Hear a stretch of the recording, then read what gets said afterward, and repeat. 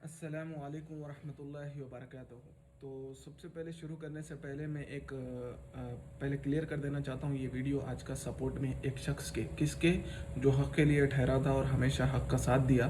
आज वो शख्स परेशान है और जेल के अंदर है। उसके ऊपर जो है नाजायज़ मुक़द्दमात लगा कर जो है गलत तरीक़े के उसको जो है जेल में डाल दिए। उनका नाम है डॉक्टर कफ़ील। NSA एक्ट उनके ऊपर लगाए।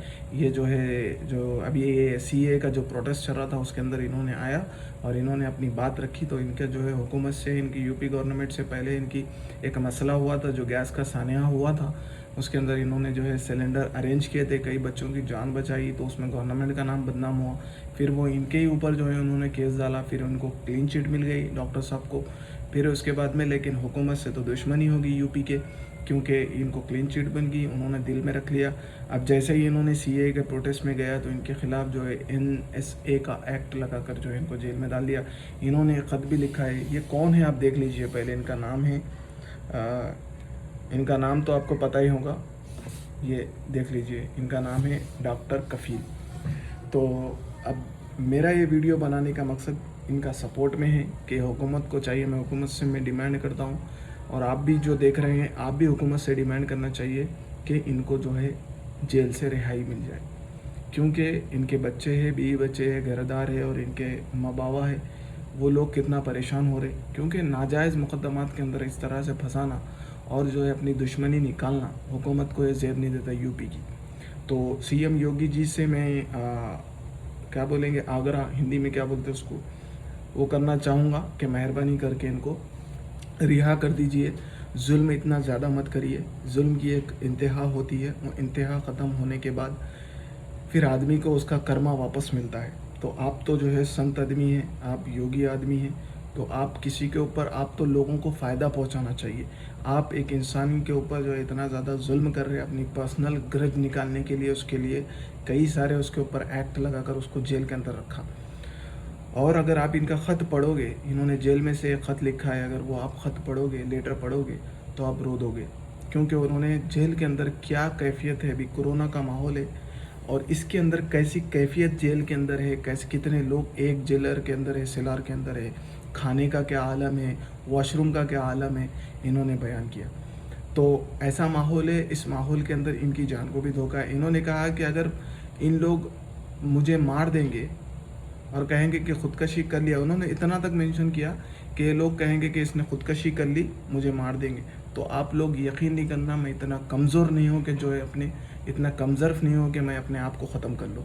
तो ये वो शख्स है जो है लड़ रहा है आखिरी सांस तक। एज ए इंडियन ये नहीं देखना है आपको कि हिंदू है, ये मुसलमान है, ये जो भी है, आपको ये नहीं देखना है। आपको ये देखना है कि ये हमारा इंडियन है और ये तकलीफ़ के अंदर है और ये आज परेशानी के अंदर है। इसके भी घर वाले, इसका भी घरदार है और सब कुछ है। ये तो एक डॉक्टर है ना। आज कोरोना वायरस के टाइम पे डॉक्टरों की ज़रूरत है। ये कैसा इंसाफ है, एक डॉक्टर को अपने जेल के अंदर कैद कर लिया और आप उम्मीद कर रहे कि जो है बीमारी चली जाए। तो जुल्म और ज़्यादती ये कभी नहीं चलती। आप कौन से भी मज़हब के मानने वाले रहो, कोई भी मज़हब जुल्म करना नहीं सिखाता। इस्लाम मज़हब के अंदर हमारी तालीमात ये है कि कुफ्र पल सकता लेकिन जुल्म कभी नहीं पल सकता। एक दिन ऐसा आता अल्लाह ताला उसका बदला ज़रूर ले दे। तो इसीलिए हम आपसे कह रहे हैं कि नाजायज़ मुक़द्दमात में इनको मत फंसाइए, इनको रिहा कीजिए।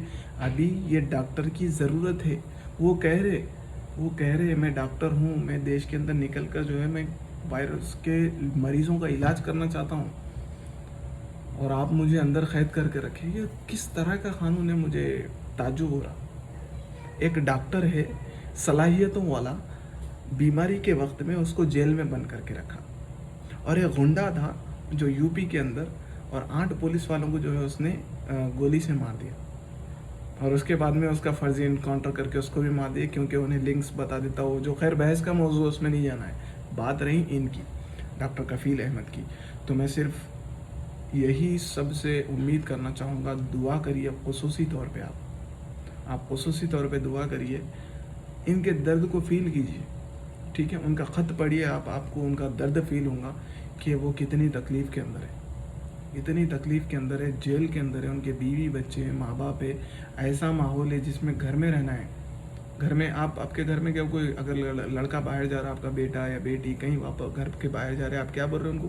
بیٹا کہیں مت جانا، فوراً گھر کو آنا، کیونکہ وائرس کا دور ہے، آپ کو پکڑ لیں گے۔ تو اس موقع کے اوپر گھر کا بڑا ذمہ دار آدمی جو ہے جیل کے اندر ہے، وہ بھی کوئی مجرم نہیں ہے، مرڈر کر کے نہیں گیا، وہ صرف پروٹیسٹ کیا، وہ صرف احتجاج کیا۔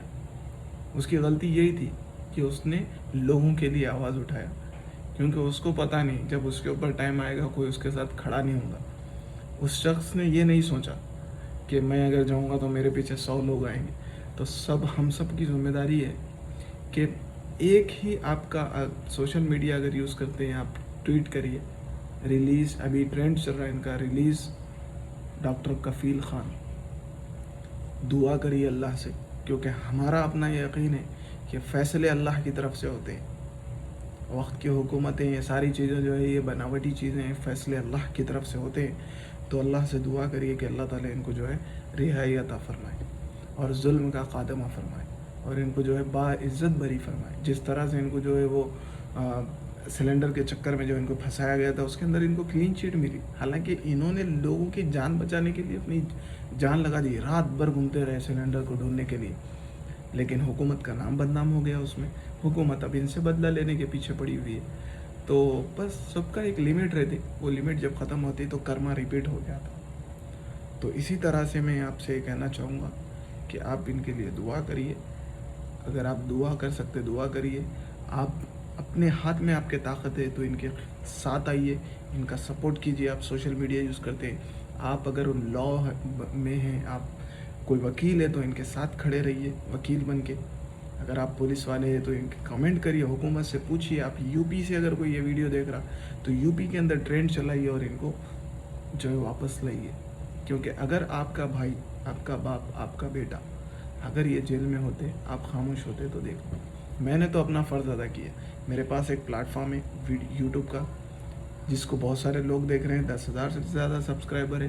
میں اپنا حق ادا کر رہا ہوں، میرے تھاٹس آپ کے ساتھ شیئر کر رہا ہوں۔ میرے ہاتھ میں منہ سے بولنے کی طاقت ہے، کیونکہ میں وہاں نہیں ہوں، تو میرے منہ سے بولنے کی طاقت ہے، تو میں اپنا ویڈیو بنا کر اپنے میسج کو آپ تک پہنچا رہا ہوں۔